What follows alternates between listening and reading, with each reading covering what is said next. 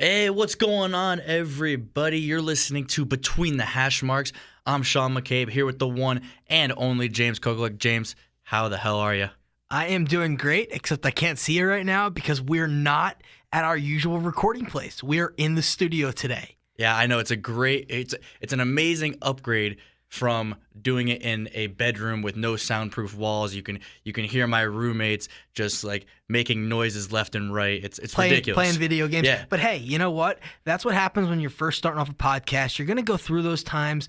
But here we are. We're sitting in the studio right at iHeartMedia. And guess what? Who did we just meet? We just met Don Mattingly. Donnie Baseball. How about that? The first time we record in the studio, we get to meet Don Mattingly. I know you're a Red Sox fan, so that's not really your thing. No, but it was still really cool to see him because I think living down here, we all kind of root for the Marlins. We want the Marlins to do well, so it's nice to see the manager of a team that we kind of care about a little bit. It's kind of funny how we just did the Marlins rant last week after we held off on it for like a month because I was sick and it just didn't fit, and I was working on it for a month, and 5 days later after we release it, we Don Mattingly's here with us. So yeah, no, it was awesome. It was absolutely awesome, and I mean, there was a lot of good questions that were asked of him. I wanted somebody to ask him how many wins he thinks he's going to get this year, but I guess they didn't want to put him on too much pressure. Oh, it's understandable. It's understandable. It's understandable. Yeah, but we have an absolutely loaded show. We have the final quarter as always. We have an interesting debate between which two free agent quarterbacks would be better, and maybe depending on which team. But first, it is time for my opening rant. Your number one source for sports. You know who I can't stand? Kevin Durant. He looks like Donald Trump and Hillary Clinton had a kid. Now, who can argue with that? I hate Boston. I'm the biggest Miami Heat hater you'll ever meet. I just don't understand where you're getting your bogus information from. What the hell are you even talking about? Well, I'm sorry you're too freaking sensitive to handle the truth. You think I'm crazy? I'm just getting warmed up. You're now Between the Hashmarks with James Koglak and Sean McCabe.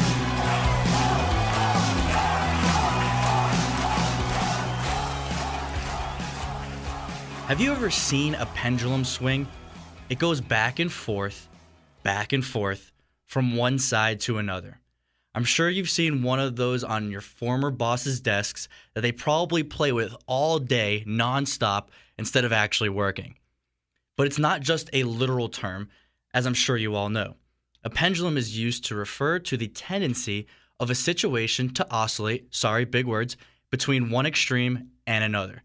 People love to use this term after a big presidential election where the power of the country goes from one party to another. It happens all the time, and there are many, many examples.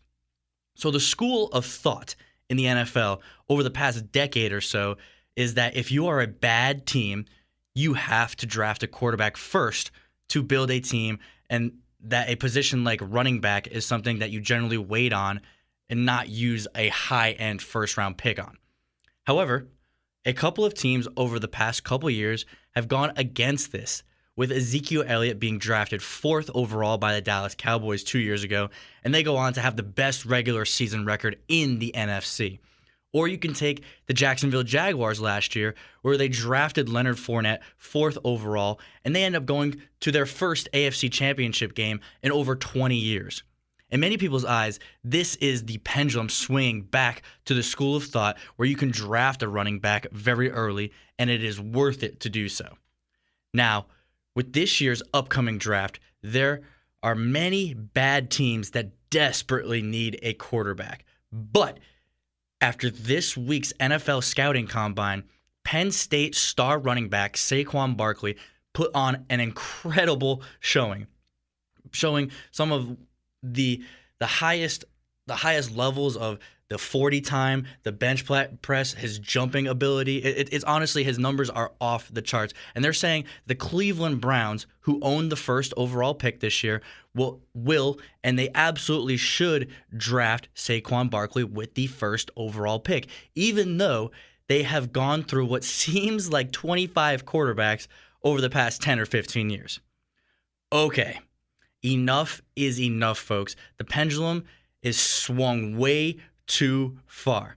Now, I am a Penn State football fan, and I am telling you that it would be absolutely idiotic for the Cleveland Browns to be drafting Saquon Barkley with the first overall pick in this year's draft when they so desperately need a quarterback. The NFL Scouting Combine is one of the biggest smoke screens, BS, phony baloney, worth nothing show of all time. You're going to tell me that someone is good at football because he can run fast in shorts and because he can jump high with just like no clothes on? How the hell does that have anything to do with football? Listen, if you do not have a quarterback, you need one, especially if you are the Cleveland Browns, who have passed up on Carson Wentz and Deshaun Watson over the past 2 years. You go out and you get the best one available, which in this year's case is Sam Darnold. But Sean, how can you say that if they sign a quarterback in free agency? How can you say that they shouldn't take Barkley if they sign a free agent quarterback?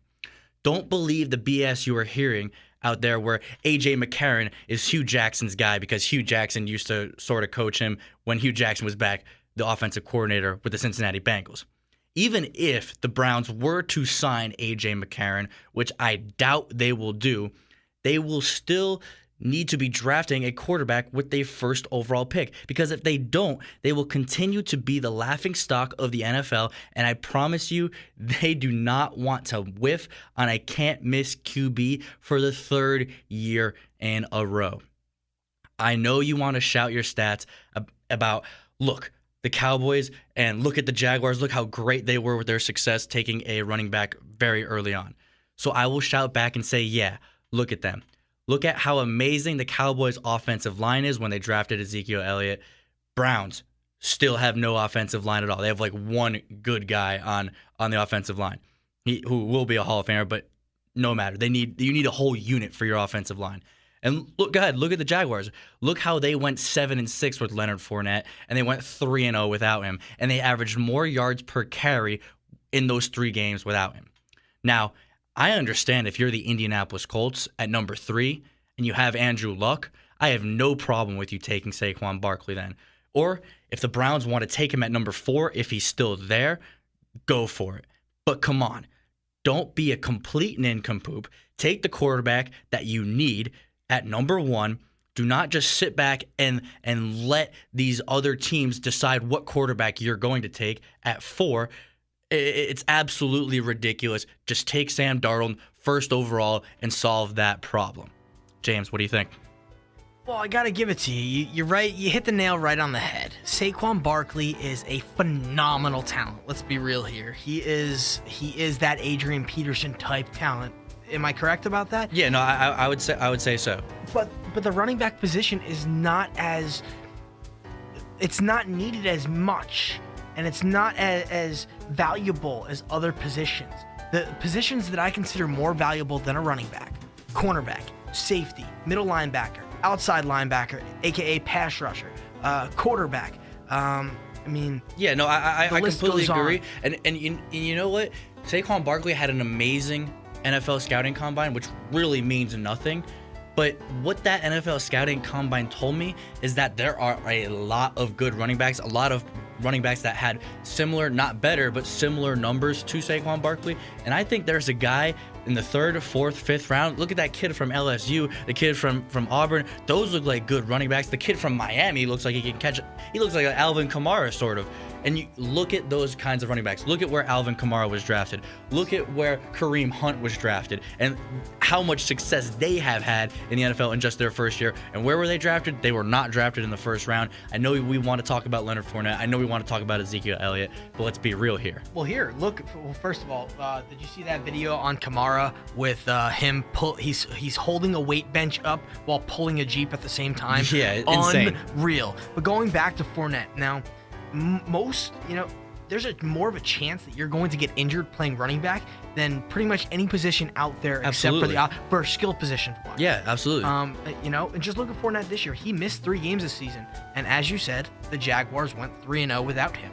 Dalvin Cook, he was the 2nd best running back coming out this year, and he was a star. Yeah, he was absolutely. An absolute star at Florida State. He tore his ACL right away. Yep. So, and look how the Vikings did without him. And without him, exactly. That is my point. So you can have this phenomenal talent, but that position just does not belong at the number 1 pick in the NFL draft.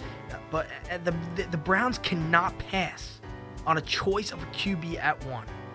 They can't let, like you said, the other teams determine, well, you know what? We're going to draft Darnold and we're going to draft Rosen, so now you're stuck with Mayfield. You don't want that. If you want Baker Mayfield, you go out and draft him at number 1. You take the quarterback that you want because you cannot whiff, as you mentioned. And if they don't do that, their management needs to be fired immediately because it's just enough is enough at some point. And you have the perfect scenario here picking at 1 and 4. You can grab a quarterback at 1 and you're going to get either Barkley or Fitzpatrick at 4. And those are the 2 best players in the draft. Yeah, no, I'm not trying to say Barkley is not a good player. He is definitely one of the can't miss players in this draft. But if you don't have someone to protect him with, then he's not going to be what you want him to be.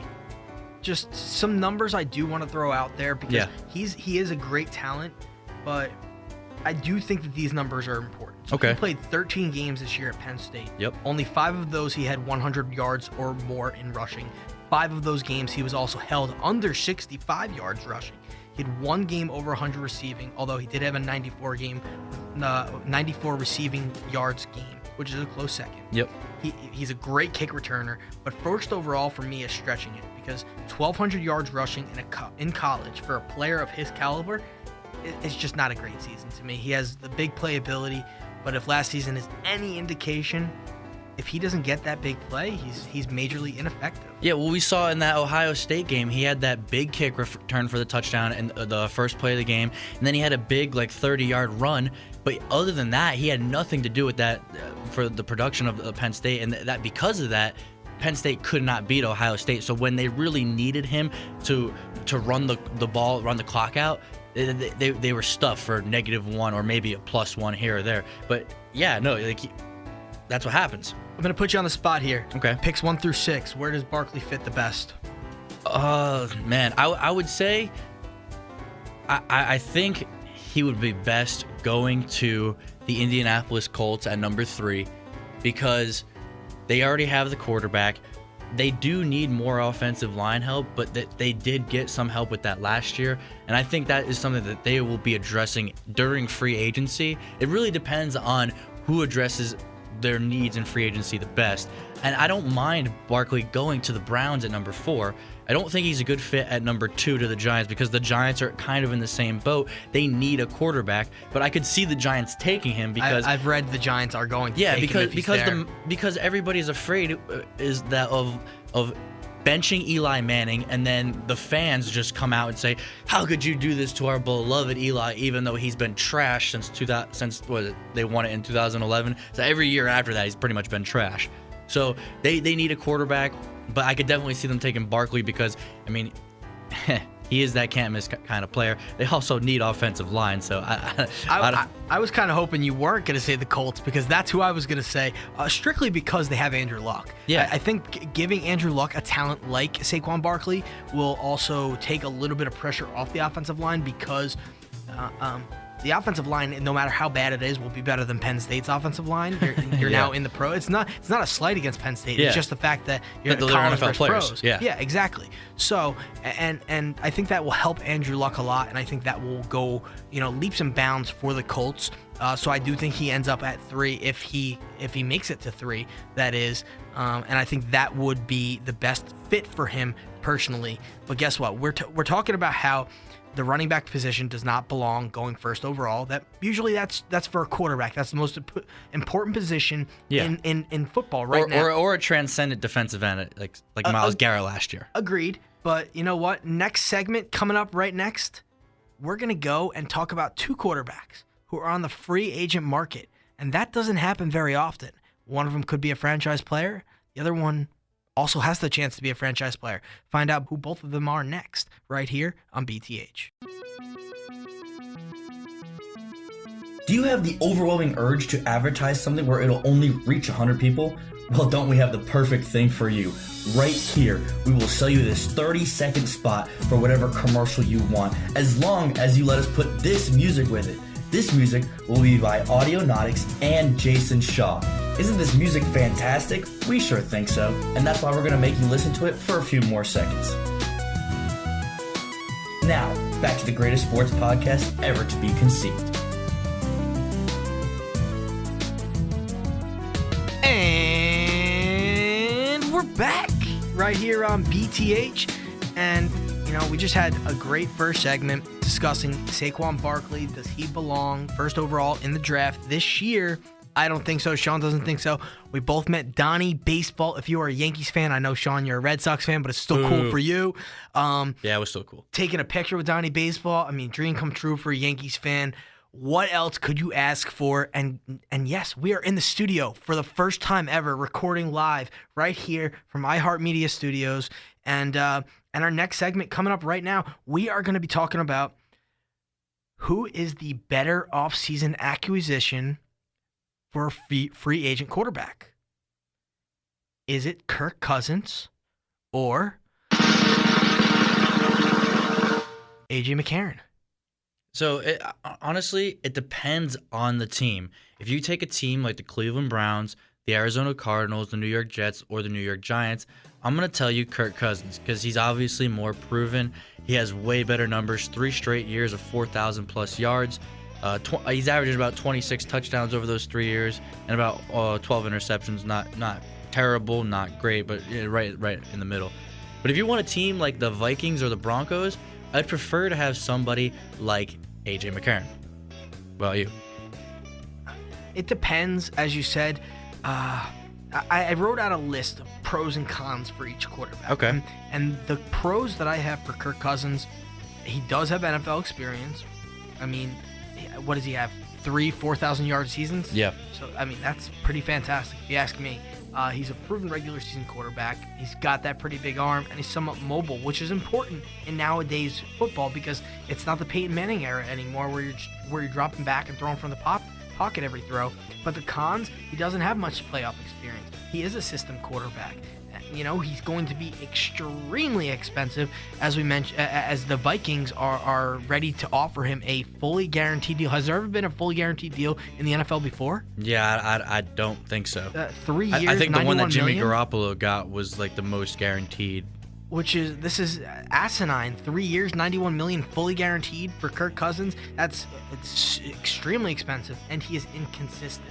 Absolutely. They've only made the playoffs. The Redskins only made the playoffs once, and they back in 2015. Yeah, and they got destroyed in that first round playoff game by the Packers. So, but here I have more pros for McCarron than I do Kirk Cousins.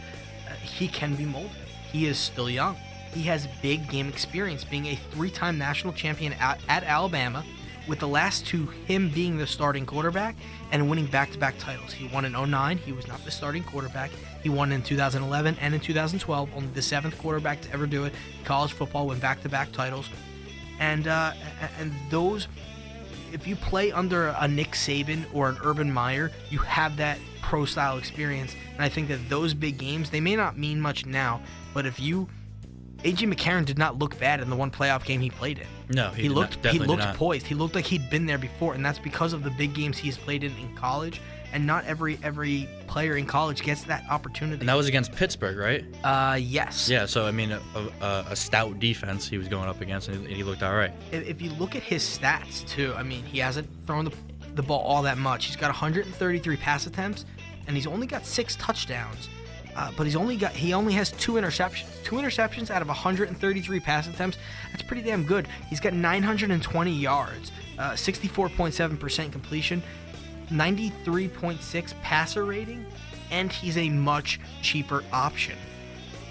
Yeah, no, I'm just looking at some of the quarterbacks here, and I have a list, and I just want to run through. I'm putting you on the spot a little bit on who would you rather have, but between we'll just compare one by one. Who would you rather have between Case Keenum or Josh McCown? Case Keenum. Okay. Strictly because of age. Okay. Who would you rather have, Case Keenum or Nick Foles? Case Keenum. Case Keenum or Blake Bortles? Blake Bortles. Blake Bortles or Marcus Mariota? Marcus Mariota without even hesitating. Marcus Mariota or Kirk Cousins? Marcus Mariota. Marcus Mariota or Jimmy Garoppolo? Marcus Mariota. Marcus Mariota or McCarron? Marcus Mariota. So you're telling me that out of all these guys that I've just named, you'd have Marcus Mariota as the number one quarterback that you would prefer? Yeah, strictly because I think that he's mobile. Two, we went over a stat earlier this season, and I'm not sure if that's the same. I'd have to double check on that, so don't quote me on it right now. But up until the point, I think it was week 8, he hadn't thrown a touchdown or an interception in the red zone in his career. Yeah. So that's those type of things stick out to me. But he throws interceptions before the reason why he doesn't throw interceptions in the red zone is because he has thrown them before. Yeah, exactly. I know, but all right, let me continue here with this list here. So would you rather have Bortles or Kirk Cousins? Kirk Cousins. Okay, No, I'm not saying I disagree with you. All right, Cousins or Foles? Cousins. I think Foles is, quite frankly, people will hate on me for this, but I think he got lucky this year. Okay, Cousins or Garoppolo? Garoppolo. you hate yourself for saying that. I could just hear it. But I do, because I'd like to see Kirk Cousins as a Jet. But you got to be honest. That's what this podcast is about. If I had a choice between Garoppolo and Cousins sitting right in front of me, I'm the general manager. Both want to sign with the Jets. I am signing Jimmy Garoppolo. Okay. I don't know if I already asked you this. Is it Cousins or Keenum?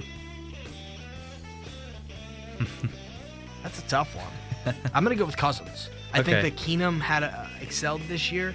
But we saw what Keenum really is when he was on the Rams and other teams that he's played for. All right, McCarron or Bortles?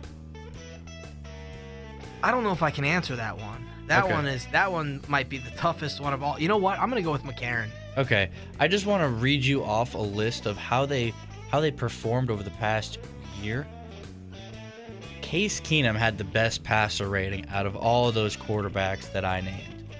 Just over the past this past season, yes, that is correct. Case Keenum, best quarterback rating. Jimmy Garoppolo was second. Josh McCown was third. Josh McCown had 94.5 passer rating. Kirk Cousins was fourth with 93.9. And then you have Blake Bortles with 84.7.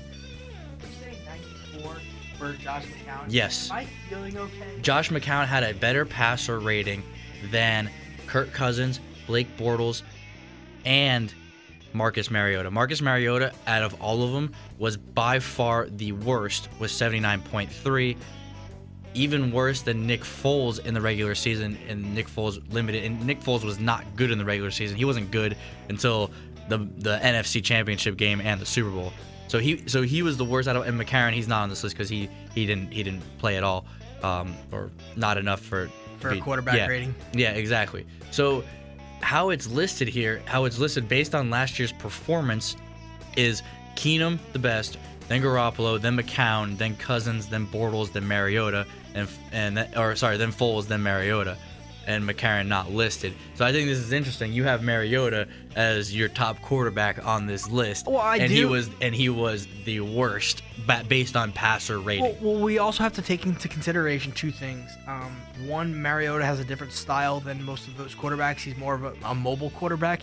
If I'm not mistaken, he's coming off of a broken leg, and then he had another bad tear in his quad this year, or his hamstring, which also limited him. So he really couldn't play the style of play that he likes to, and I think it limited the way he was able to move around and things like that. And I think given a full year healthy, this conversation 1 year from right now, I think Mariota is at the top of that list.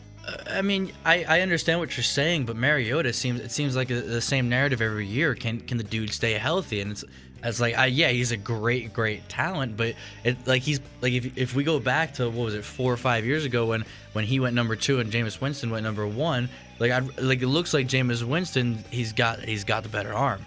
Jameis Winston. Not saying not saying who I'd rather have over them, but I think it's still very much open for debate on which one deserve to be first. Yeah, but my point with this whole list here is that you don't seem to be giving Keenum that much respect. You don't seem to be giving Foles that much respect. Foles just won the Super Bowl, and Keenum had the best passer rating out of every single quarterback, better than Garoppolo, better than Cousins, and better.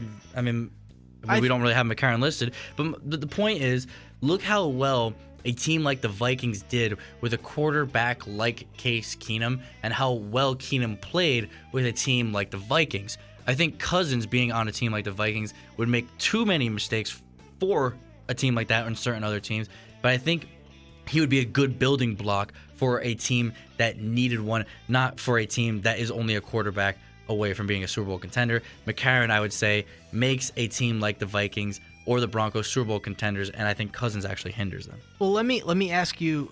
I was about to ask you a question. Maybe you just answered it for me. Well, who would be the better option for the Vikings now that they look like they're moving on from Cousins or from Keenum, and they're going to sign Cousins to this massive contract? With McCarron and Cousins, or with Keenum and Cousins? Or with Keenum and Cousins, because Keenum was on the Vikings. Yeah, no, I would rather have Case Keenum than Kirk Cousins, because you can pay Case Keenum a lot less and get similar production. I mean, Cousins, yeah, he's throwing the ball for 4,000 yards, but throwing the ball that much, it's not helping the Redskins at all.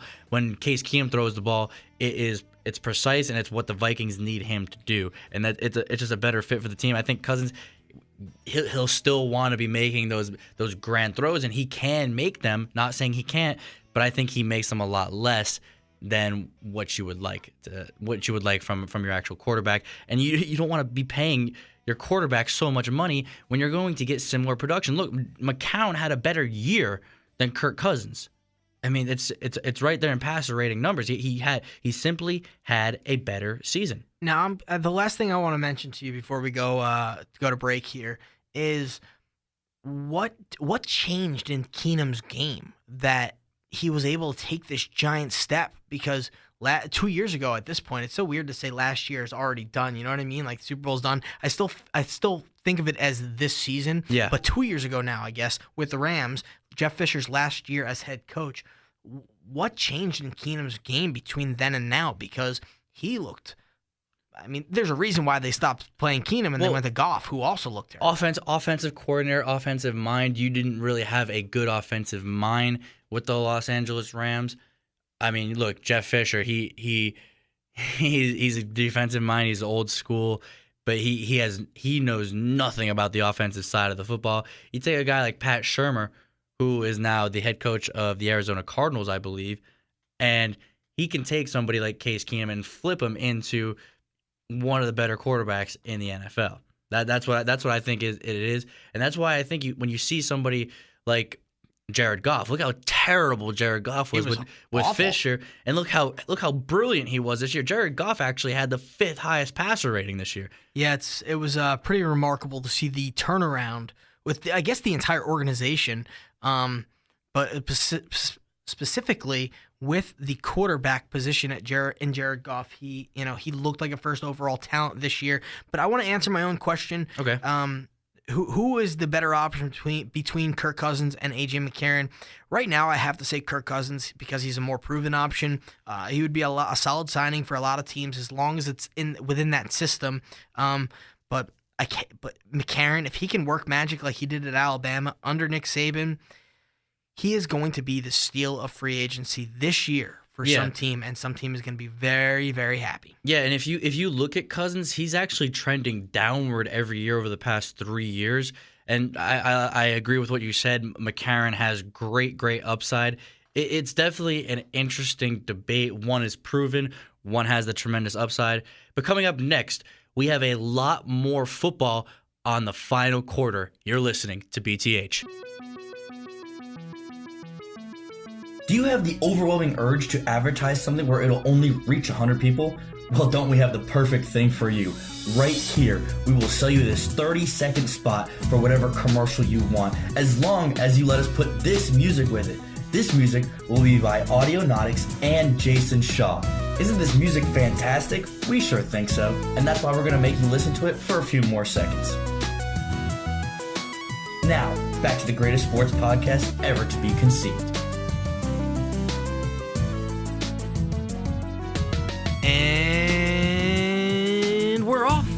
tried to change it up a little bit. Yeah. Try to change it up. We can't Sounds do the the same to me. Yeah, can't do the same thing every time, but I guess I'm not as creative as some other people, but I do have great sports knowledge, and that is what counts. That's the only thing that matters here. Exactly. So we just had a phenomenal segment about Kirk Cousins, AJ McCarron, a bunch of other quarterbacks. Who is the best free agent acquisition in the quarterback pool this year?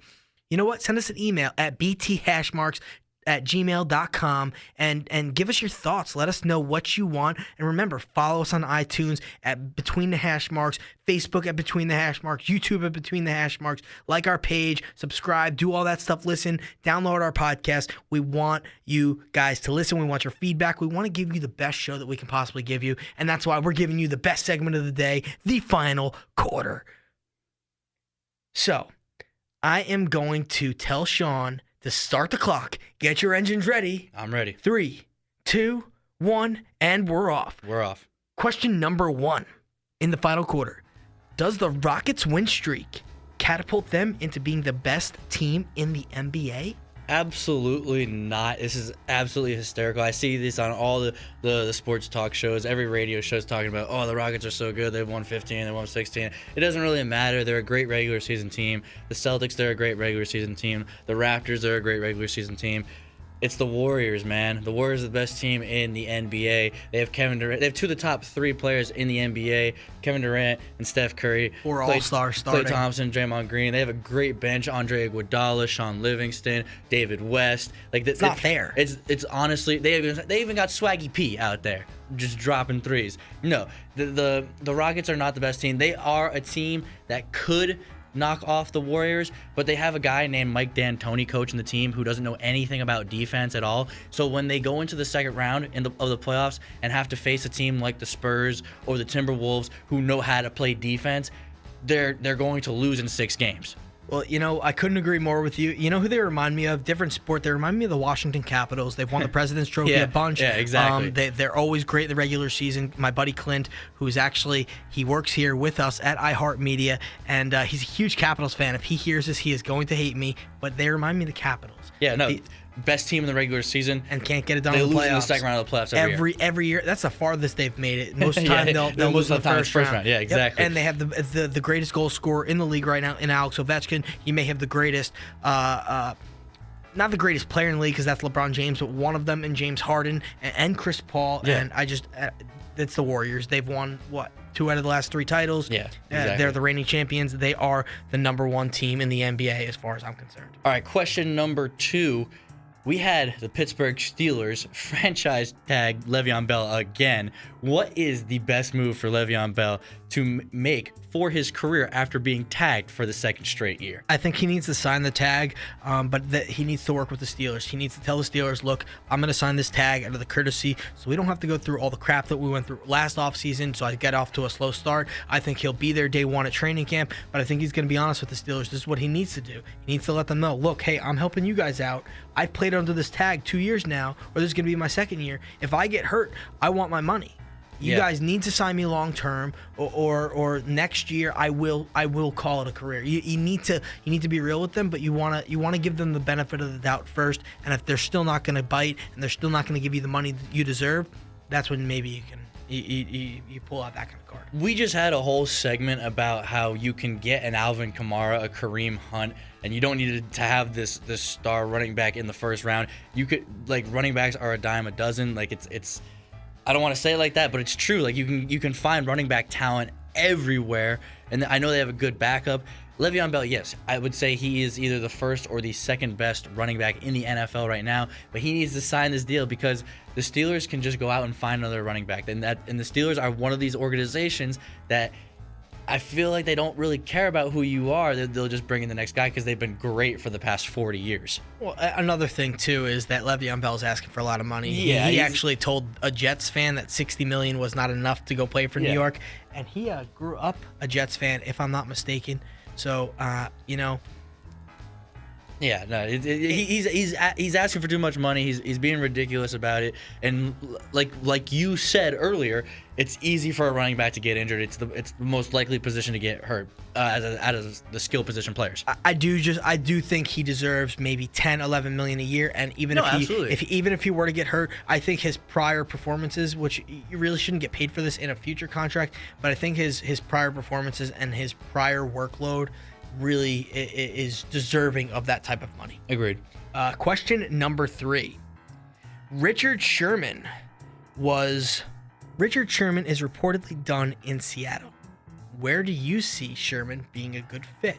Also, where would Jimmy Graham be a good fit, as he is also confirmed done with Seattle? So with Jimmy Graham, I feel like there's a lot of teams that need a tight end that can catch the ball. I mean, I think he's an okay blocking tight end, but he's really there to catch the ball. Jacksonville has 3 really good tight ends at blocking and no tight ends that can catch the ball. He needs to go to Jacksonville. Richard Sherman, the New England Patriots. He's that kind of guy. I know he's talked crap about the Patriots. He doesn't like Tom Brady. He doesn't like Bill Belichick, but he's also he went to Stanford. He's a very smart guy. He knows how to pick up a system very quickly, and I think he'd be a perfect fit for New England, especially if he's willing to take a little bit less money than he's worth. Absolutely a perfect fit there. Quickly, I'm gonna give a very quick response to that. Richard Sherman, he is absolutely gonna end up on the Patriots. He's gonna replace Malcolm Butler, who I don't know where he will be next season. Possibly the Jets. I think he's gonna They've go been to the looking Jets. at it. I would love that because he's a good player. He just doesn't fit with Bill Belichick. Apparently, they butt heads. Yeah. We all saw it in the Super Bowl. Jimmy Graham, though, Jimmy Graham's going back to the Saints. He's kind of in the twilight of his career at this point. I don't think he'll last another 5 years. I think 2 or 3 max. Drew Brees is in the twilight of his career. They had a good connection when they played together on the Saints. Nobody saw Jimmy Graham getting traded to Seattle. I mean, Drew Brees, Jimmy Graham, that was, that crazy connection that everybody loved. I think he ends up back on the Saints. All right, question number 4. Michael Bennett traded to the Philadelphia Eagles for a 5th round pick and a wide receiver. Was this a smart move by Seattle? I think so. I think they cut Sherman for the same reasons. I think they're trying to quiet it down over there. I think they've caused a lot of attention over the years. The Legion of Boom, they've been very vocal and talkative, and I think Seattle kind of wants to shy away from that at this point. I think they want to change the mentality of their team, change the mentality of how they play, and clearly we're seeing a result of it this offseason. I love the move. I just don't think they got enough for a Michael Bennett. Look, Michael Bennett is 32 years old. I mean, that is the wrong side of 30. I mean, it's true. It's true. And so, and I think this is a classic move, something the Patriots did a lot. They got rid of superstar players like they had Richard Seymour, who they traded to the Oakland Raiders for a 1st round pick. However, they did get a 1st round pick for it and not a 5th round pick and a receiver. I do think this is the right move by Seattle, though. Not really too worried about the chatter in the locker room, because I don't think Michael Bennett was a huge distraction. And I think with that kind of team where you have Pete Carroll, which is he's all flashy and gung ho, and he's really a player's coach, I don't think it's that big of a deal for that kind of locker room. And I think where he went was actually really good. I think the Eagles made out like bandits on this because they're going to get another player who can rush the passer, who can stop the run, and I think this is really, really good for the Philadelphia Eagles. Well, Seattle is also reportedly taking calls on Earl Thomas. And I thought it was already kind of known out there Thomas was not going to be with Seattle. Thomas was seen telling Jason Garrett after a game versus the Cowboys last year to get him if he could. Is Earl Thomas done in Seattle? And why is Seattle tearing it apart, a defense that was the heart and soul for so many years? Yeah, so I think going to the Cowboys would be a good move for Earl Thomas. It'd be a good move for the Dallas Cowboys. Honestly, anybody getting Earl Thomas at this point in his career would be good. He's 28 years old. He does turn 29 during the offseason, but still very right in the prime. Yeah, exactly. And I would say he's over the past 4 or 5 years, he's been undoubtedly a top 3 safety in the league. You could say number 1, but you can't even argue he's not at least 3rd, 2nd, or 1st. I was going to say number 1. Yeah, and I have no problem with anybody saying that. I know my Minnesota Vikings fans out there that love Harrison Smith. I know New England Patriots fans love to say McCourty. So I would say it's one of those 3. It depends on which year. But Earl Thomas, he's still an amazing player. So, I mean, and you're asking me why the Seahawks are blowing up this defense so far. I think they're stealing a page out of the New England Patriots playbook. They have their quarterback. And they do need to build up an offensive line because they have no offensive line. But that is what the New England Patriots have done for 18 years with Tom Brady and offensive line. I think they have a good coach in Pete Carroll. They have a good coach or a good quarterback in Russell Wilson. And I think that kind of dynamic, he's the kind of quarterback that can just elevate teams to the next level. And I think they're really good at scouting defensive players. Look where they got Richard Sherman. Look where they got Earl Thomas. Look where they got all these defensive players in the draft. Russell Wilson. They're just great at scouting talent overall. And I think we're just cycling it out. We know what we're doing. How long are we gonna see Russell Wilson with the Seahawks? Because I just have this hunch that we'll be seeing him in pinstripes sooner or later. Calm down. No, I'm just joshing you. I was gonna make a joke and say it was Tom Brady at the Montreal Expos training camp. That's right. or spring training. He was drafted by the Montreal Expos for those sport fans who don't know that. But I thought that was a little funny joke. All right, next question number 6. Dion Lewis is going to leave the New England Patriots this offseason. Will this affect the Patriots at all? Very quick answer, no. Yeah, exactly. No. Exactly. I just want to go into it a little bit. Look at the Patriots and look at the Eagles, the two teams that were in the Super Bowl, and look at their running back. They have a whole plethora of them. James White, Rex Burkhead, Dion Lewis. Yeah, they just Mike Gillislee. They just bring in the next guy. We've been watching this for years, and look at the Eagles with the LeGarrette Blount and Jay Ajayi and Clement. Like that's how you have running backs now. It's not just one guy, and that's what Le'Veon Bell needs to learn. It's not just about him. I know the Steelers use him like it's just him, but it's not just about him. Yeah, they do. I think he touched the ball 390 times last year between receiving and rushing. So. Very likely to get hurt. You can't just have 300 touches every single year and not get hurt. Well, I actually read that the Steelers know that, look, they're not getting rid of him. So if he doesn't want to play for them, he's going to have to retire. And they're going to run him to the ground because they want to get everything they can out of him. And I think they really like their backup, James Conner. So I would too. He's a phenomenal player. Alex Ogletree traded from the Los Angeles Rams. He's a great outside linebacker for the LA Rams last year. He's traded to the New York Giants. Is this a steal for the New York Giants? I wouldn't say it's a steal. I think this is... I think the Giants did very well in this trade. They needed a linebacker. They got a linebacker. But I think this is a situation where the Rams are kind of like, okay, we're an offensive team now. We're going to be focused on the offensive side of the ball. We already have a good defense. The defense was top 5, top 6. They need to pay Aaron Donald still and Todd Gurley. Exactly. So they have these contracts coming up. You can't sign everybody, and you wanted to get some value for Ogletree. So I completely understand why they did it. They got a couple draft picks for it. Very good.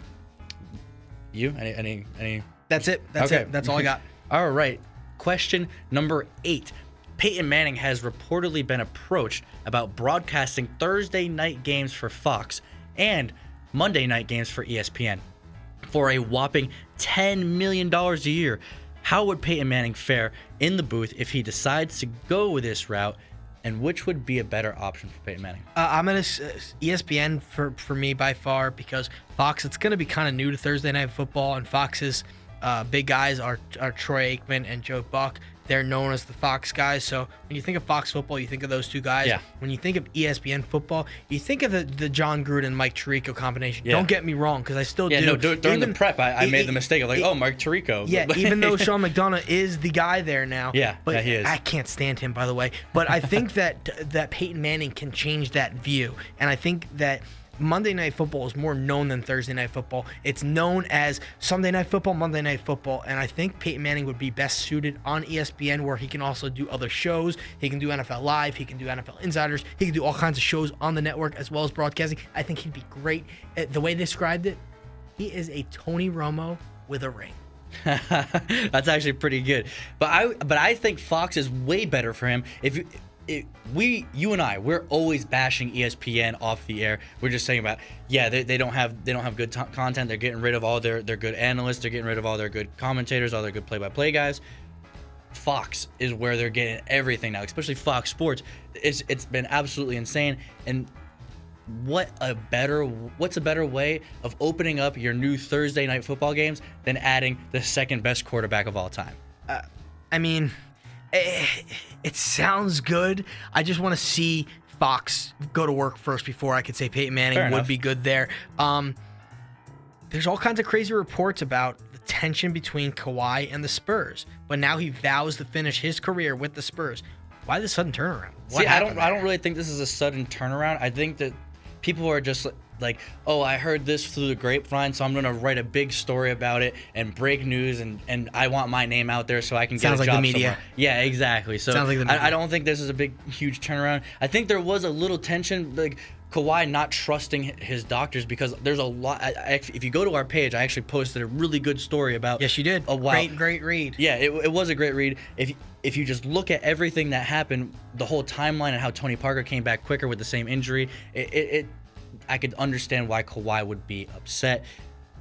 Moving on to the final question we have here. Is Scott Boras ruining baseball after he announced he can't promise former All-Star first baseman Mike Moustakas will be on a roster before opening day? He had 38 home runs and 85 RBIs. He's 29. Clearly, yes, he's ruining baseball. JD Martinez deserved a bigger contract than he got. Mike Moustakas should already be on a team and in spring training. This is getting ridiculous. You know what? Stop harboring your free agents. Let them play baseball. Why is Mike Moustakas not on a team right now? There is no Because of Scott valid Boras. reason. Yeah, I don't think he's ruining baseball, but I mean, he is trying to get the best value for his players. But there comes a point where if you are a 29-year-old All-Star, this is a first-time All-Star, you want to keep playing. You can't just keep holding out forever. I mean, come on, play baseball. If I'm Mike Moustakas, I have fired Scott Boras at this point, and I'm going to take a 1-year deal, and I'm going to play Prove It, because I am only 29, and see where I go Baseball from there. players can play till they're 40. I mean, look at Ortiz, look at Rodriguez, look at all these greats. I mean, look at Mariano Rivera, too. Yeah, precisely. So, I mean, we didn't even get to all these questions. I mean, it happens. It happens. You know what, though? Our last question, we're going to save that for next week. I'm going to give you guys a little teaser about it. Who will be the most improved team in the NFL after this year's offseason? And coming up next week, we are going to have an absolutely loaded show again. We have James's opening rant. We have our MLB preseason predictions. We have the NCAA tournament, guys. Oh my God. And of course, the final quarter. You're listening to BTH.